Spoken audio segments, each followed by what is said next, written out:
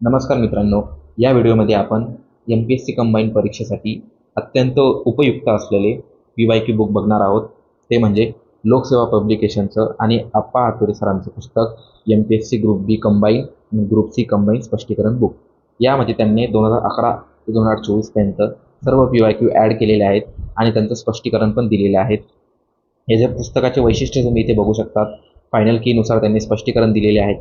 त्यांनी लेटेस्टपासून तर ओल्डपर्यंत म्हणजेच 11 पासून 24 पर्यंत त्यांनी PYQ ॲड केलेले आहेत. प्रश्न सोडवताना एलिमिनेशन मेथड कशी वापरायची तेही त्यांनी दिलेले आहेत आणि त्यांनी चालू घडामोडीसुद्धा ॲड केलेल्या आहेत. म्हणजे पॉलिटीसोबत किंवा भूगोलासोबत जे लेटेस्ट ॲड होत जातात पॉलिटीमध्ये चालू घडामोडी ते पण त्यांनी ॲड केलेले आहेत. इथे तुम्ही बघू शकता त्यांच्या कोर्सेसवर जर तुम्ही हे बुक घेतलं तर 10% ऑफ पण मिळतं. तुम्ही ते पुस्तकावर नक्की चेकआउट करू शकता. माझ्याकडे ही 6th एडिशन आहे. तर लेटेस्ट 2025ची 7th एडिशन लॉन्च झालेली आहे. तिचं जे कवर बुक आहे ते ब्लॅकमध्ये आहे. ते मी तुम्हाला डिस्क्रिप्शनमध्ये लिंक देऊन देईल, तिथे तुम्ही बघू शकता. पुस्तकामध्ये बघितल्या गेल्यानंतर यामध्ये 30 प्रश्नपत्रिका त्यांनी एकत्र केलेल्या आहेत. म्हणजे 2011 पासून 2024 पर्यंतच्या 30 प्रश्नपत्रिकांचं सोल्युशन त्यांनी दिलेलं आहे. एकाच ठिकाणी आहे विद्यार्थी मित्रांनो. टॉपिक वाईज आणि सब टॉपिक वाईज त्यांनी स्पष्टीकरण दिलेलं आहे. मध्ये बघायला गेलं तर सगळ्यात पहिले तुम्हाला एक अनुक्रमणिका बघायला मिळते. जसं की राज्यघटनेचे PYQ म्हणजे घटना निर्मितीवर किती प्रश्न येऊन गेलेले आहेत 42, प्रस्तावनेवर किती येऊन गेलेले 10. असे त्यांनी टॉपिक वाईज त्यांनी तुम्हाला अनुक्रमणिकामध्ये दिलेली आहेत की कोणत्या टॉपिकवर किती प्रश्न आलेले आहेत. तसेच बघायला गेलं भारतातील इतिहासाबद्दल पण सेम कायद्यावर किती प्रश्न आलेले आहेत, भूसुधारणावर किती आलेले आहेत. हे सगळं हायलायटेड मी वाचलेलं आहे, त्यामुळे हायलायटेड आहेत. ओरिजिनलमध्ये तुम्हाला एकदम प्लेन आणि सुटसुटीत बघायला मिळणार आहे. इकडे बघायला गेलं तर महाराष्ट्राचा इतिहास आहे. इथे भारताचा इतिहास आहे.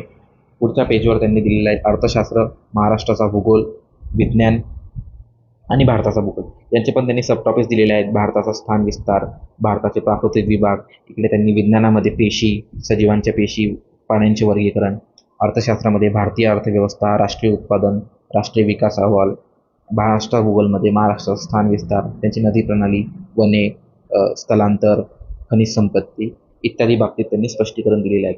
पुढे बघायला गेलं तर पहिला प्रश्न इथे चालू घडामोडीचा त्यांनी दिलेला आहे. लेटेस्ट ॲड करून आंतरराष्ट्रीय क्रिकेट परिषदेचे जयशाह यांची निवड झाली आणि याचे पूर्ण चालू घडामोडीचं विश्लेषण पण त्यांनी दिलेलं आहे. हे सध्या मी गोल वगैरे मार्क्स वगैरे करून ठेवले कारण की माझं रीडिंग झालेलं आहे. तुम्हाला एकदम लेटेस्ट PYQ मध्ये पुस्तकामध्ये एकदम सुटसुटीत दिसणार आहेत. त्यानंतर पहिला टॉपिक त्यांनी दिलेला आहे राज्यघटनेचा. राज्यघटनेचे घटना निर्मितीवर 42 प्रश्न येऊन गेलेले आहेत. प्रस्तावनावर 10 प्रश्न आलेले आहेत. नागरिकत्वावर 6 प्रश्न, मूलभूत हक्कावर 15 प्रश्न असे इकडे या साईडला प्रश्न आणि या साईडला त्यांनी सब टॉपिक्स दिलेले आहेत. पहिला प्रश्न आपण बघूया. भारतीय संविधान परिषदेच्या कार्यविषयीच्या समितीचे अध्यक्ष कोण होते? आता बऱ्याच महाराष्ट्र अराजपत्रित सेवा 2023ला हा प्रश्न येऊन गेलेला आहे. तर याचं उत्तर बऱ्याच जणांनी डॉक्टर राजेंद्र प्रसाद हे दिलेलं आहे, पण त्याचं उत्तर राजेंद्र प्रसाद नसून ग.वा. मावळंकर हे त्याचं उत्तर होतं आणि त्याचं स्पष्टीकरण त्यांनी खाली दिलेलं आहे. म्हणजे जर प्रत्येक प्रश्नाचं स्पष्टीकरण तुम्हाला इथे मिळून जाईल. त्यामुळे PYQसाठी तुम्हाला वेगवेगळ्या पुस्तकांमधून कोणत्या पुस्तकातून प्रश्न आला किंवा कोणत्या टॉपिकमधून प्रश्न आला हे वाचण्याची गरज नाही आहे. त्याचा वाचण्याची गरज नाही आहे. वरती PYQचा प्रश्न आणि खाली त्यांनी स्पष्टीकरण असं त्यांनी मेन्शन केलेलं आहे. त्यामुळे एकदम सोपं होऊन जातं तुम्हाला PYQ वाचण्याकरता. इथे बघू शकता तुम्ही राज्यघटनेची जबाबदारी कार्य पार करण्यासाठी घटना निर्मितीने विविध समित्या स्थापन केल्या होत्या. त्यात कायदेव्यवस्था निर्मितीचे अध्यक्ष म्हणून कोण होते? महाराष्ट्र कंबाईन ग्रुप बी 2021ला प्रिलिम्सला क्वेश्चन येऊन गेलेला होता. त्याचं उत्तर राजेंद्र प्रसाद होते. कार्य पार पाडण्यासाठी राजेंद्र प्रसाद होते आणि इकडे बघू शकतात कार्यविषयी समितीचे G.V. मावळंकर हे होते. अशा प्रकारे त्यांनी मध्ये भरपूर PYQ ॲड केलेले आहेत. तुम्ही इथे बघू शकता. मी पूर्ण दाखवायला गेलो तर व्हिडिओ खूप लंबा होईल. इथे त्यांनी बघू शकतात इतिहासामध्ये दलित ब्राह्मणोत्तर चळवळी जवळपास 11,000 पानांचं हे पुस्तक आहे.